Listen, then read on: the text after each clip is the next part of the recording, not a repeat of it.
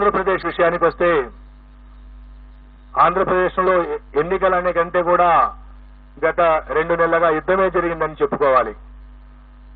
ఆంధ్రప్రదేశ్లో ఉన్నటువంటి ప్రధాన రాజకీయ పార్టీల మధ్య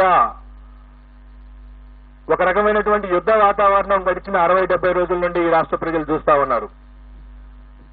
ముఖ్యంగా Telugu Desam party, Bharatiya Janata party, Janasena party 3 పార్టీలు కూటమిగా ఏర్పడటం, వైఎస్ఆర్ కాంగ్రెస్ పార్టీ ఒంటరిగా పోటీ చేయటం, సహజంగా కేంద్రంలో అధికారంలో ఉన్నటువంటి భారతీయ జనతా పార్టీ యొక్క బలం, అలాగే ఆంధ్రప్రదేశ్లో ప్రధాన సామాజిక వర్గమైనటువంటి కాపు సామాజిక వర్గ మద్దతుతో ఉన్నటువంటి జనసేన పార్టీ తెలుగుదేశం పార్టీ కూటమిలో చేరడంతో తెలుగుదేశం పార్టీ కూటమికి గత ఏడాది కంటే ఓటు శాతం అలాగే కార్యకర్తల యొక్క సంఖ్య బలం పెరగటం మనం అందరం చూశాం.